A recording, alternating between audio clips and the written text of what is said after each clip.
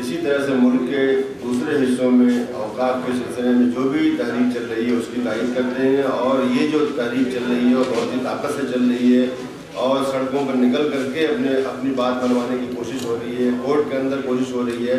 ये सब बहुत ही खुशायन बात है और इसको हमको इस तरह से देखना चाहिए कि इस मुल्क में औकाफ के साथ आज़ादी के बाद, बल्कि आज़ादी से पहले से क्या हुआ है उस नुक्ते से देखना चाहिए कि औकाफ जो तकरीबन हिंदुस्तान में 8 लाख औकाफ हैं, जो कि दुनिया में जिसकी कोई नज़ीर नहीं है। दुनिया के किसी मुल्क में इतने ज़्यादा औकाफ नहीं, न मिस्र में है, न मराकश में, न सऊदी अरब में, न कहीं पे है।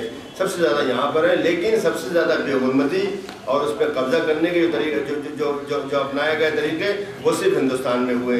सबसे पहले अंग्रेज़ों ने शुरू किया। 1857 की सज़ा उन्होंने इस तरह से दी कि 1867 में उन्होंने सारे औकाफ जो अपने कंट्रोल एरियाज में थे सब कब्जा कर लिए। उसके बाद दिल्ली के अंदर जो हुआ, जब उन्होंने यहाँ पे न्यू दिल्ली बनाना शुरू किया 1913, 11 और 14 के दरमियान, तो सारी ज़मीनें जो है उन्होंने इस मकसद के लिए इस्तेमाल कर दी। इस वक्त ये हालत है कि न्यू दिल्ली जो है, जो कि अंग्रेज़ों का बनाया हुआ है, उसमें 77% जो ज़मीन है वो औकाफ की ज़मीन है। उसी में कुछ चीज़ें बच गईं जो बाद में अभी जिक्र हुआ बर्नी कमेटी का, और बर्नी के बाद कमेटी के बाद एक और कमेटी बनी मीर नसरुल्लाह कमेटी। इन सबों ने कुछ जायदादों की निशानदेही की जो अभी बच गई हैं। तकरीबन एक लिस्ट मौजूद है कि दिल्ली के अंदर, सिर्फ दिल्ली के अंदर 600 ऐसी जायदादें हैं जो वक्फी हैं, लेकिन उनमें अक्सर पर कब्जे हो चुके हैं। अगर कहीं कोई दरगाह बच गई है, कहीं कोई मस्जिद बच गई है, कहीं कोई मज़ार बच गया है, कहीं कोई इस तरह की चीज़ बच गई है, तो उसके साथ जो ज़मीनें थी एकड़ों वो सब ले ली गई हैं।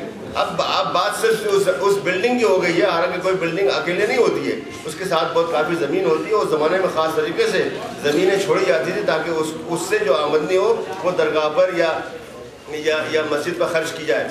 तो ये जो तहरीक चल रही है मैं उसकी पूरी तारीफ करता हूँ, लेकिन मैं ये भी दरख्वास्त करना चाहूँगा कि उसको पूरे औकाफ के लिए तहरीक बना दीजिए, ताकि ये जो एक बड़ा मसला है हमारी कौम के साथ कि हमारे जो असलाफ ने इतनी ज़बरदस्त जो चीज़ें हमारे लिए छोड़ी थी, हमारे यतीमों, बेवाओं और गरीबों के लिए छोड़ी थी, वो आज दूसरे लोग उस पर कब्जा किए हुए हैं और दूसरे लोग उसके मज़े लूट रहे हैं। हुकूमत है, हुकूमत के अलावा दूसरे अफराद हैं और बहुत से कॉरपोरेशन ये वो दुनिया भर की हैं, वो सब कब्जा किए हुए हैं कहीं। लेकिन हकीकत में ये सब चीज़ें वापस लौटनी चाहिए। आपने बड़ा अच्छा किया कि इसको एक आम मसला बनाया है, इस पर सड़क पे लाए हैं, इस पर कोर्ट में गए हैं, बल्कि एक असेसमेंट भी किया है कि हमारा कितना नुकसान हुआ। 712 करोड़ रुपए की मामूली चीज़ नहीं होती है। इसलिए हमारा ये मुतालबा है कि वक्फ बोर्ड को वापस किया जाए, इसलिए वक्फ बोर्ड की हुकूमती की एजेंसी है और उसमें बड़े बड़े जो उलमा हैं, बड़े बड़े जो लीडर हैं।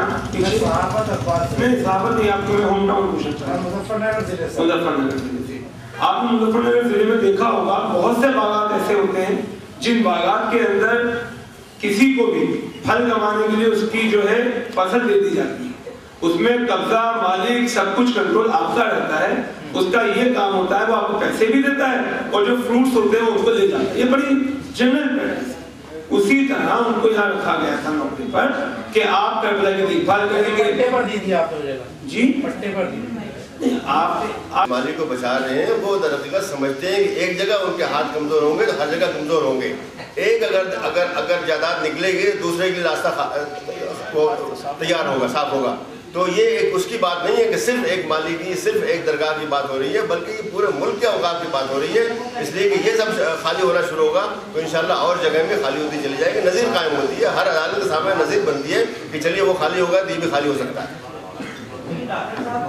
मैं नहीं कह सकता हूँ, लेकिन ये बात सामने आ गई है कि सोनिया जी ने उनको बाकायदा ये काम दिया कि भाई आप इसको 10 दिन में करा दीजिए, और साल भी गुजर गया उन्होंने नहीं कराया और तरह तरह के बहाने बना रहे हैं। मतलब है कि उनका कुछ न कुछ मफाद इसके अंदर है, या उनका नहीं तो उनके जो साथ जो दूसरे जो आला सरकारी लोग हैं, चाहे ब्यूरोक्रेसी हो चाहे पॉलिटिशियन हो, उनका कुछ ना कुछ है। क्यों नहीं कर सकते वो, जबकि बिल्कुल खुली चीज़ है, ये साफ चीज़ है, उसको क्यों नहीं करते? जब उनका उन्हीं का बॉस कह रहा है कि 10 दिन में हल करो, तो वो साल भर में उन्होंने कोई मीटिंग भी नहीं की। इसका मकसद ये है, इसका मतलब ये है कि यकीनन जो है ताल्लुक का अगर अंजुमन हैदरी